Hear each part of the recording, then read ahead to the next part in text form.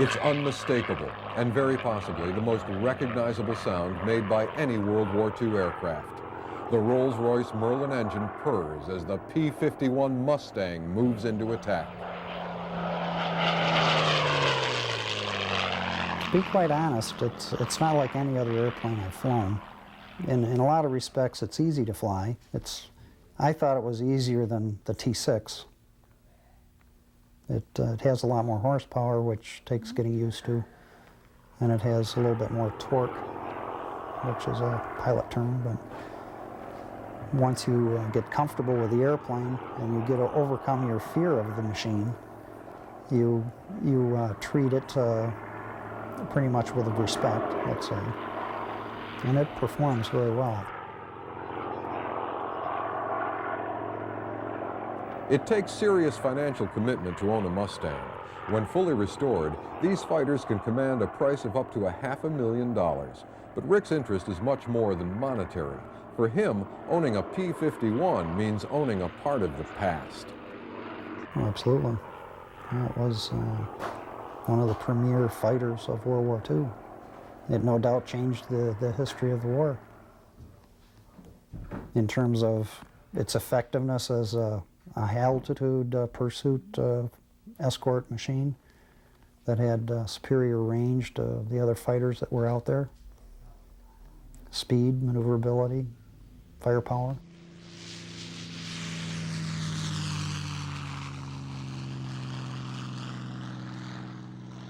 The P-51 was conceived as an answer to the aircraft shortage facing Britain in 1939.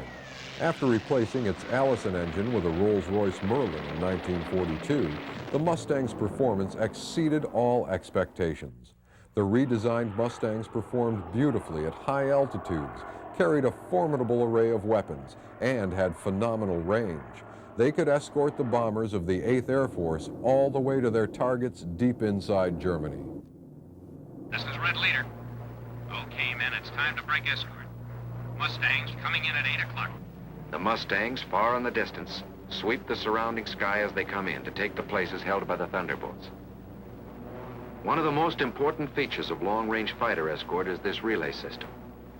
Because of the differences in bomber speeds and the need of much weaving, fighters used up their gas. Thus, the same group of fighters could remain with the bombers only 25 to 40 minutes out of a 6 or 8 hour mission, going and coming. And 1,000 fighters might be needed to keep anything from 40 to 100 on the job at all times. While the enemy could strike with 250 at any point he selected, our fighter groups had to relieve at rendezvous points all along the route. The P-51, along with the P-47 Thunderbolt, was responsible for escorting bombers, engaging enemy fighters over their own airfields, and strafing targets on their return trip home. In February 1944, there was a sudden change. Our fighters were ordered to range wider, to seek the enemy in the air and on the ground instead of waiting for him. And above all, to follow him to his destruction. A gigantic fighter battle raged across the European skies with victories by our fighters alone of 60, 85, over 100 destroyed each day. The fight came down from almost invisible heights to the final decision, perhaps only a few feet above the ground. Enemy warplanes of every kind and in fantastic numbers were splashed all over the landscape of northwestern Germany and occupied Holland, Belgium, France. This was a crucial battle. Both sides were aware of the coming events with air domination itself at stake. Once again, a better cause, better planning and leadership, better equipment, and beyond everything else, the valor of our fighter pilots gave us victory. Only this time, it was decisive. So many of the enemy's aircraft exploded over his own forest and housetops, or were driven flaming wrecks into the ground.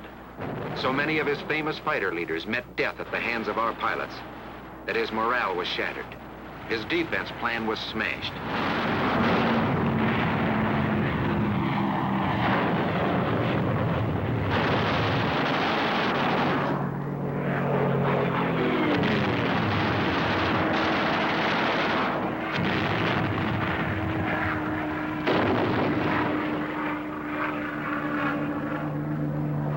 Quickly, our fighters seized their opportunity.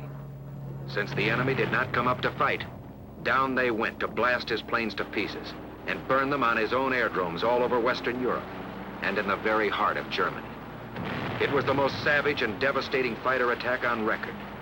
Returning from unchallenged escort duty and on many special missions, they burned his aircraft by hundreds from one airfield to another.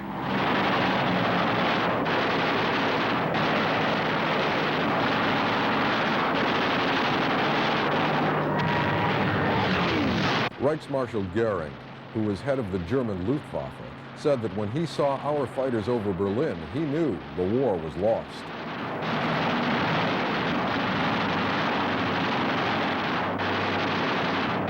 Occasionally you get into the drama of the machine, you know, and I'm sure they've gone through, you know, the heat of the battle, you might say, where it was us or them, and they survived.